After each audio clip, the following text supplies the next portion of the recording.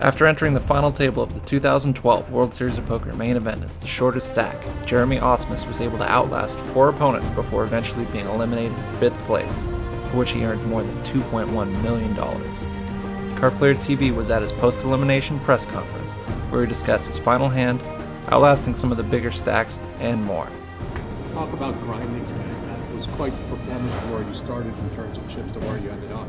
Yeah, never really double. You know, if you would have told me I would have had 24 million at one point, I would have thought I would have doubled up at some point because I started with 10, but I never really did that. I just slowly picked my spots and went all in a few times. Never got calls, and then people just were dropping. So, and I was able to chip up. I was getting kind of low again there, 25 big blinds. So, I felt I kind of needed to take a chance. What were your expectations coming into the night?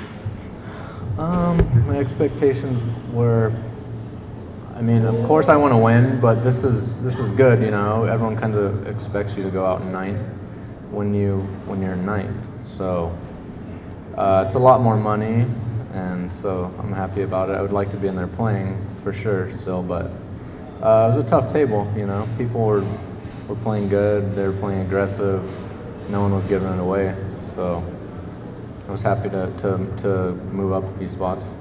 Were you surprised coming in with such a short stack to be able to take it? So, I mean, you were able to chip up, like you said, but some people played some big pots when you might not have expected them to. Yeah, the Crockney pot comes to mind. Stephen G, I couldn't believe that was a bluff. That was a crazy call that Russell made too.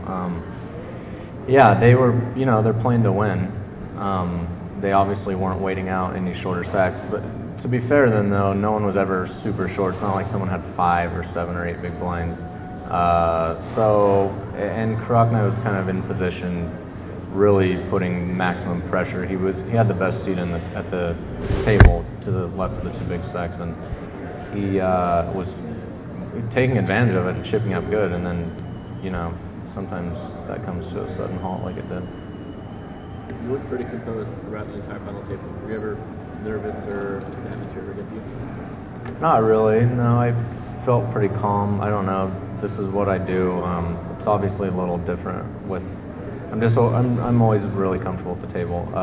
It's a little different on the stage like this, but it's just exciting stuff. A lot of money on the line. All your friends and family are there, so I didn't see any reason to get nervous. I just tried to have fun and play the best poker I could. What was it like with everybody behind you? Oh, it was awesome. All my rail. Thank you guys. Thanks. Yeah, it means a lot to have everyone yelling for you, cheering for you and stuff. And I have my hometown kind of crowd here, and then I have my Colorado people. So I had a strong rail, so it was good. I'm not one to get all crazy after I win a hand like some people, but I appreciate it anyways. Besides 2.1 million, what are you taking away from this experience? I'm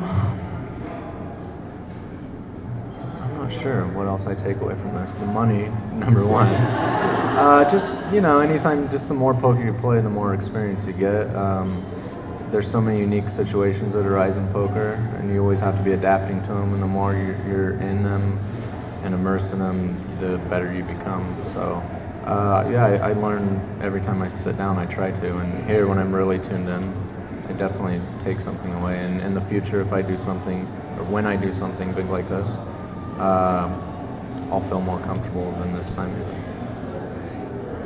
Is the future going to have more cash games, bigger cash games, or more tournaments? The thing is, there's not a lot of big cash games. I was playing kind of the biggest day in and day out cash game, no limit game in town. There's the bigger mixed game. I'll probably mess with that some more. That's kind of what I'd really like to be doing. I'm just going to play the tournaments in town. As you know, I just had a 1-month-old, and then I have a 2-year-old, so I'm not going to travel a ton, I don't think. Here and there, just probably like I've always done.